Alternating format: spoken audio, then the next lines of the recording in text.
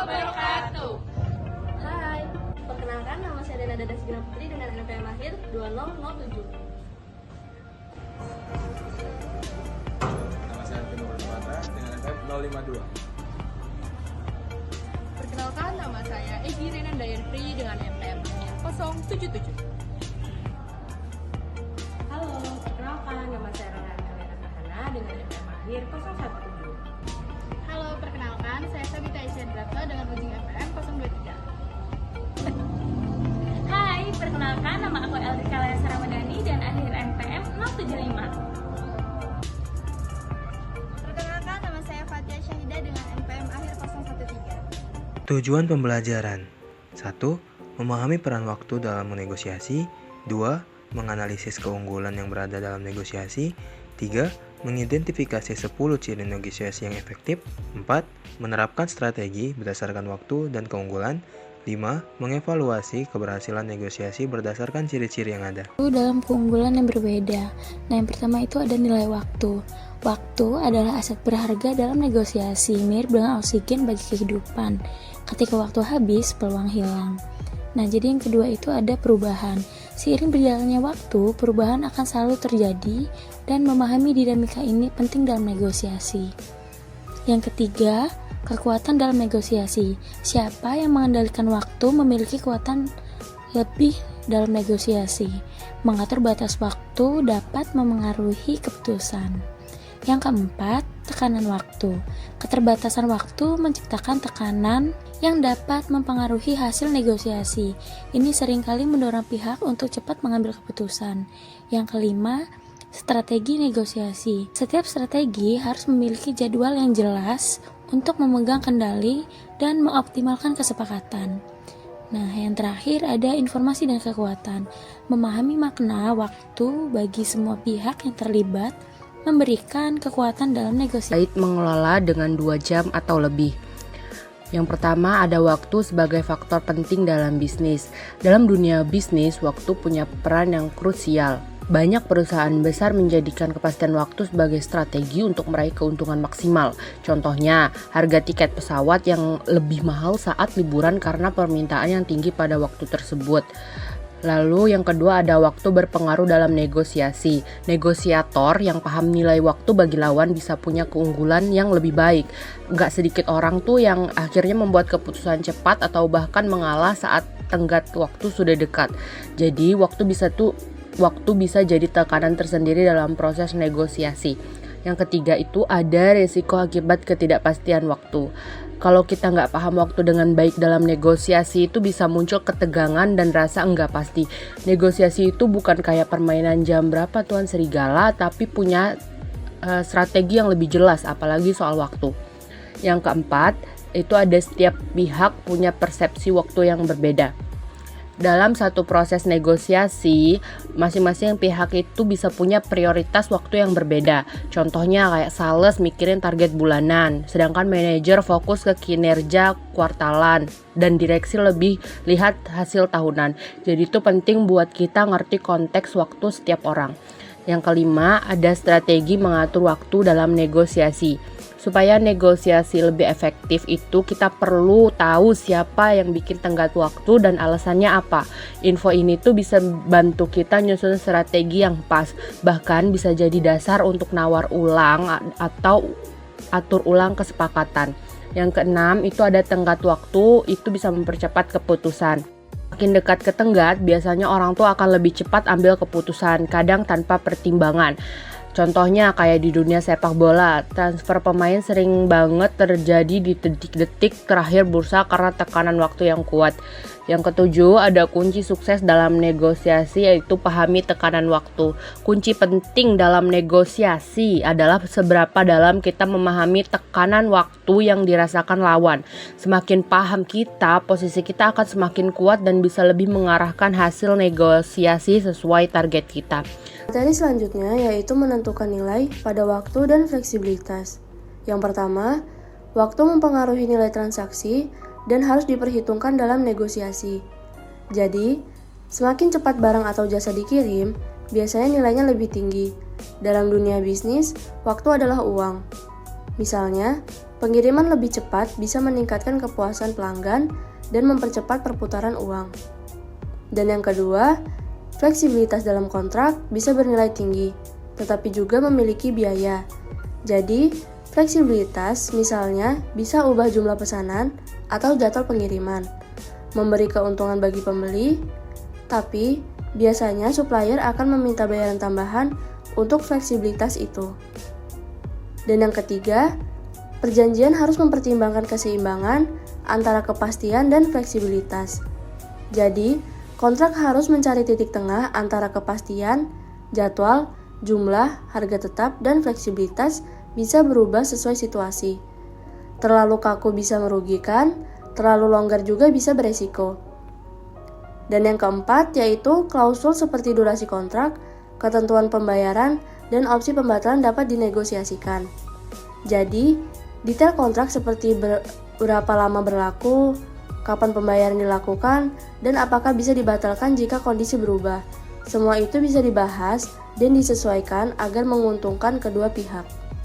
Konsumen mencari fleksibilitas. Dalam konteks negosiasi, konsumen sebenarnya menginginkan fleksibilitas. Sayangnya, banyak perusahaan menawarkan kontrak yang kaku, tidak bisa diubah, tidak bisa disesuaikan. Konsumen seringkali tidak punya daya tawar untuk menegosiasikan syarat-syarat tersebut, apalagi kalau mereka hanya individu. Perusahaan pun sering mengandalkan sikap pasif konsumen.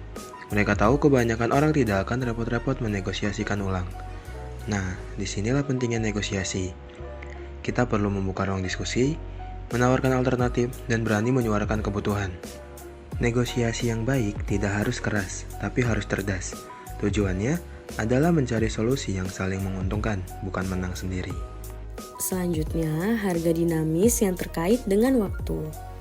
Yang pertama, harga dalam beberapa industri, misalnya transportasi, perhotelan, berubah sesuai permintaan. Dalam beberapa sektor, harga bersifat fluktuatif dan sangat bergantung pada tingkat permintaan.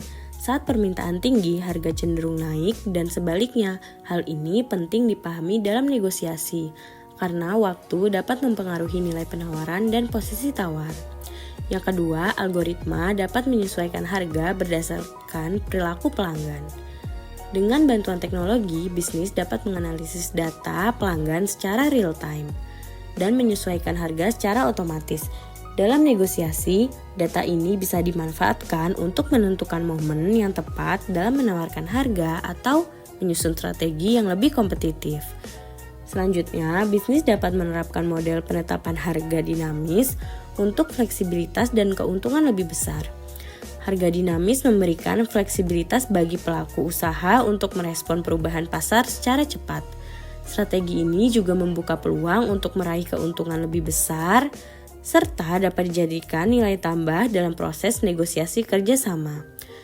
Yang terakhir, kepastian harga memiliki nilai tersendiri dan dapat mempengaruhi strategi negosiasi. Meskipun fleksibilitas harga penting, ada kondisi di mana kepastian harga justru lebih dibutuhkan, terutama dalam kerjasama jangka panjang. Dalam negosiasi, kepastian harga dapat menjadi strategi untuk menunjukkan stabilitas dan membangun kepercayaan mitra. Selanjutnya, pemicu dan perubahan dalam perjanjian. Yang pertama, kontrak harus fleksibel untuk mengakomodasi perubahan kondisi. Dalam negosiasi kontrak, fleksibilitas adalah kunci. Kita perlu menyusun perjanjian yang cukup terbuka untuk menyesuaikan diri dengan perubahan, seperti fluktuasi harga pasar, ketersediaan barang, atau kondisi ekonomi. Tujuannya agar kesepakatan tetap berjalan tanpa harus dinegosiasikan ulang dari nol saat ada perubahan situasi. Yang kedua, klausul pemicu dapat membantu menyesuaikan harga, volume pesanan, atau ketentuan pembayaran. Dalam menyusun kontrak, kita bisa menambahkan klausul pemicu. Ini semacam tombol otomatis yang aktif kalau kondisi tertentu terjadi. Misalnya, jika harga bahan baku naik 10%, maka harga jual juga bisa disesuaikan. Ini penting untuk menjaga keseimbangan hak dan kewajiban kedua pihak dalam negosiasi. Yang ketiga, peninjauan berkala diperlukan untuk menjaga kesepakatan tetap menguntungkan bagi kedua belah pihak. Negosiasi tidak selesai dengan kontrak. Evaluasi berkala perlu dijadwalkan untuk meninjau apakah isi perjanjian masih relevan dan saling menguntungkan.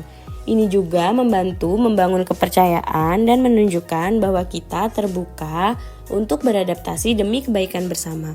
Dan yang terakhir, tanpa mekanisme perubahan yang jelas, salah satu pihak bisa dirugikan jika kondisi berubah. Negosiasi yang tidak memperhitungkan kemungkinan perubahan kondisi bisa merugikan salah satu pihak. Oleh karena itu, penting sekali untuk menetapkan mekanisme perubahan secara jelas di awal. Nah, ini bukan hanya soal perlindungan bisnis, tetapi juga menunjukkan bahwa kita adalah mitra yang fair dan profesional. Selanjutnya, waktu dapat menunjukkan resiko dan ketidakpastian. Jadi dalam negosiasi, waktu bukan hanya sekedar durasi atau tenggat. Waktu juga berperan penting dalam menciptakan perubahan keadaan yang bisa berdampak langsung terhadap resiko dan ketidakpastian dalam kontrak. Jadi, ada beberapa aspek yang perlu dipertimbangkan. Nah, ini tuh meliputi yang pertama, waktu membawa perubahan dan resiko. Jadi, seiring berjalannya waktu, kondisi bisa berubah, baik secara ekonomi, hukum, teknologi, maupun politik. Perubahan ini bisa mempengaruhi hasil atau pelaksanaan kontrak yang telah disepakati. Oleh karena itu, negosiator harus menyadari bahwa resiko bertambah seiring waktu dan ini harus diantisipasi sejak awal proses negosiasi. Dan yang kedua, ketidakpastian harus dipertimbangkan sejak awal. Nah, sebelum menandatangani kontrak, para pihak harus mengenali potensi ketidakpastian.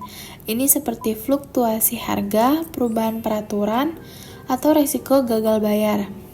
Jadi menyadari ketidakpastian sejak awal memungkinkan para pihak untuk menyusun perjanjian yang lebih fleksibel dan aman. Ketiga, hubungan waktu dan resiko bisa menciptakan nilai. Negosiator yang cermat bisa memanfaatkan dinamika waktu dan resiko untuk menciptakan nilai.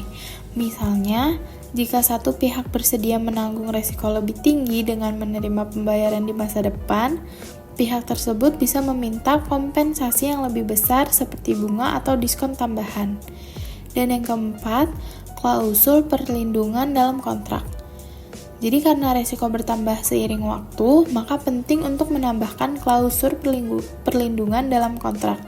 Ini seperti klausul penyesuaian harga, pembatalan, atau renegosiasi. Klausul-klausul ini menjaga kedua pihak agar tetap terlindungi dari dampak perubahan di luar kendali mereka. Kelima, persepsi resiko berbeda tiap pihak. Jadi setiap pihak melihat resiko secara berbeda. Misalnya pihak A merasa proyek jangka panjang lebih stabil, sedangkan pihak B menganggapnya beresiko tinggi. Nah, perbedaan persepsi seperti ini membuka ruang negosiasi seperti menukar resiko dengan keuntungan lebih tinggi, menawarkan jaminan atau kompensasi. Dan yang terakhir, kepastian lebih dihargai meskipun berbayar. Jadi dalam banyak negosiasi, kepastian lebih dihargai dibandingkan potensi keuntungan yang belum pasti. Sebuah pihak mungkin rela membayar lebih untuk mendapatkan kepastian seperti membayar di muka atau kontrak jangka panjang dengan harga tetap. Selanjutnya ada 10 ciri negosiasi. Yang pertama, keberanian atau saraf. Keberanian itu adalah kunci untuk tetap tenang, percaya diri, dan mengendalikan situasi di bawah tekanan. Kedua, disiplin diri. Disiplin diri dalam negosiasi berarti memisahkan emosi dari perilaku agar tetap tenang dan strategis dalam setiap situasi. Ketiga, keteguhan. Keteguhan dalam negosiasi itu adalah sikap gigih untuk mempertahankan posisi tanpa mudah menyerah meskipun menghadapi penolakan. Keempat, ketegalan.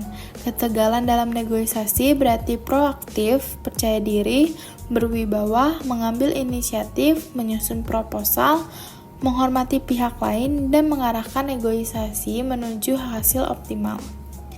Yang kelima, nalinitas atau naluri. Nah, naluri dalam negosiasi itu membantu menilai kejujuran, membaca situasi, dan menghindari kesepakatan buruk. Percayai insting dan selalu cari kejelasan. Yang keenam ada perhatian. Perhatian dalam negosiasi mencegah keputusan tergesa-gesa yang beresiko. Periksa realitas, hindari godaan harga, dan analisis implikasi jangka panjang sebelum menyepakati kesepakatan. Lalu yang ketujuh ada rasa ingin tahu. Rasa ingin tahu dalam negosiasi menciptakan kekuatan dengan mengungkap informasi tersembunyi. Bertanya, meneliti, dan memahami kebutuhan pihak lain meningkatkan peluang mencapai kesepakatan optimal. Penalaran numerik. Penalaran numerik dalam negosiasi membantu menilai sebenarnya dari suatu tawaran, menghitung resiko, serta mengeksplorasi berbagai skenario trade-off dengan cepat.